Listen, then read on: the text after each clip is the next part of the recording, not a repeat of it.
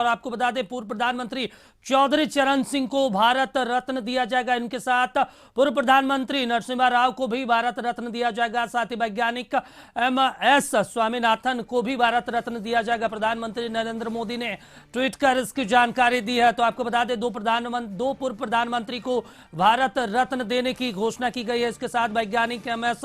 स्वामीनाथन जो कृषि के क्षेत्र में उन्होंने अभूतपूर्व काम किया है, उन्हें भी भारत रत्न देने की घोषणा की गई है। तो बड़ी जानकारी आपको दे रहे हैं। पूर्व पीएम नरसिम्हा राव को भारत रत्न देने की घोषणा की गई है।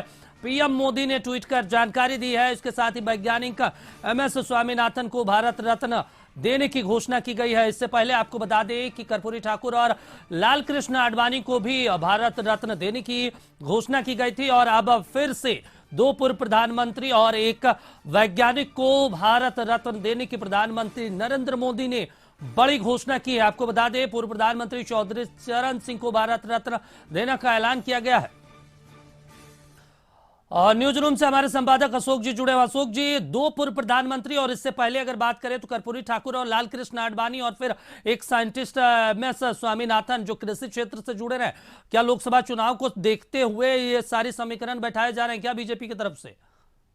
बिल्कुल, देखिए दीपक, हालांकि यह तो समूचे राष्ट्र का सर्वोच्च सम्मान है भारत रत्न। बिल्कुल। और जो तीन लोगों को दिया गया है, तीनों अपने अपने क्षेत्र में काफी महत्वपूर्ण रहे हैं, लेकिन तीनों में समानता ये रही है, चाहे वो वैज्ञानिक स्वामीनाथन हो या नरसिम्हा राव हो या चौधरी चरण सिंह हो, तीनों कृषि क्षेत्र के जाने माने विशेषज्ञ थे।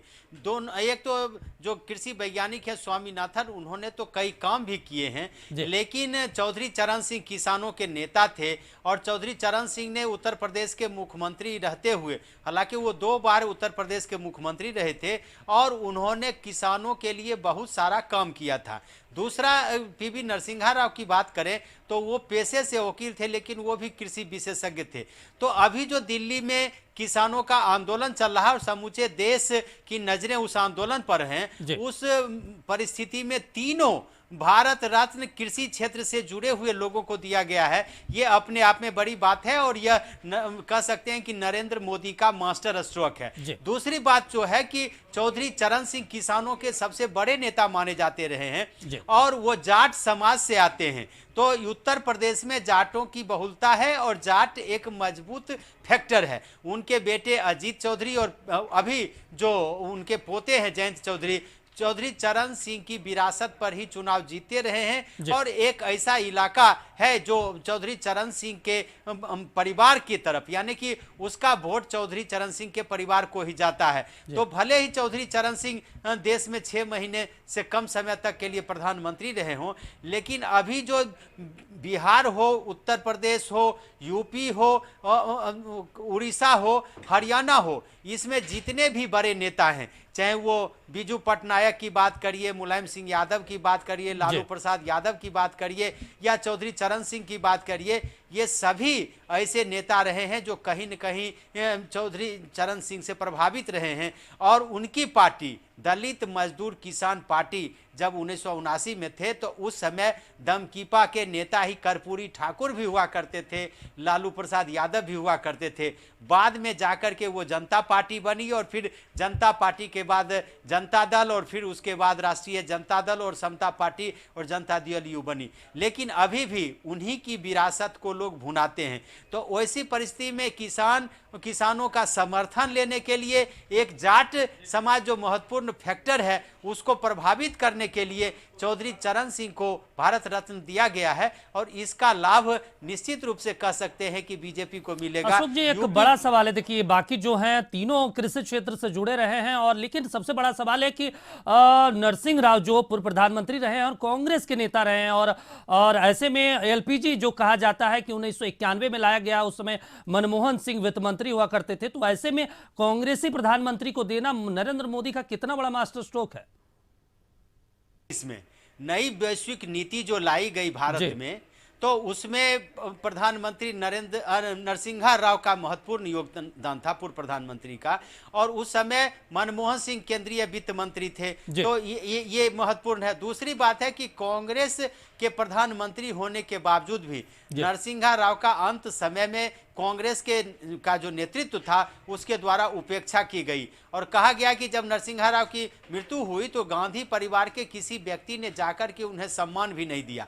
और जबकि नरसिंहा राव का बीजेपी के साथ बेहतर संबंध था और खास करके तत्कालीन पूर्व प्रधानमंत्री अटल बिहारी वाजपेयी के साथ उनके रिश्ते बेहतर थे, तो इसको लेकर के चूंकि कांग्रेस परिवार की नाराजगी थी नरसिंहा राव पर, तो इसलिए नरेंद्र मोदी ने यह भी दिया है चूंकि नरसिंहा राव को कांग्रेस में उतना सम्मान नहीं मिल पाया जिस सम्मान के वो हकदार थे, तो इसका भी है। दूसरी बात आप कह सकते हैं कि राम मंदिर का जिस समय आंदोलन हुआ था तो उस समय नरसिंहा राव ही प्रधानमंत्री थे, तो वैसी परिस्थिति में उन पर यह दबाव बना था कि कहीं न कहीं बाबरी मस्जिद जो विध्वंस होने वाली है या वो जो मामला उस मामले को वो पूरी तरह से देखें और उसको खुद हैंडल करें, लेकिन ऐसा नहीं हो पाया। तो बीजेपी ये भी मानती है कि अगर नरसिंहा राव नहीं होते तो फिर ये जो आंदोलन था राम मंदिर का जो मुद्दा था उसमें बीजेपी को उतनी सफलता नहीं मिल पाती, तो ये भी एक मामला है। दूसरी बात है कि चौधरी चरण सिंह के पोते अभी जयंती का जो आपने देखा है तो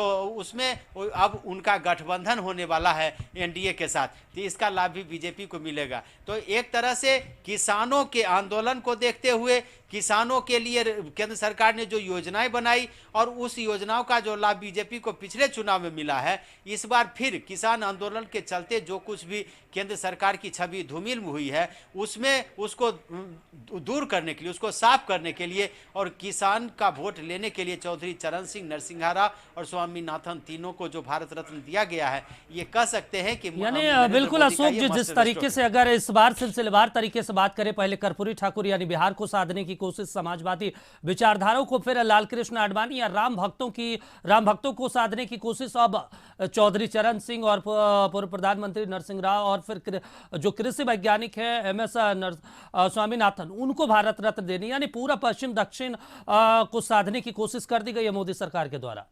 बिल्कुल, इसको इस रूप में भी देख सकते हैं कि नीतीश कुमार को साथ में लाने से पहले सबसे पहले क्या किया, कर्पूरी ठाकुर को भारत रत्न दिया, तो नीतीश जी के जो आदर्श थे उनको दे दिया गया।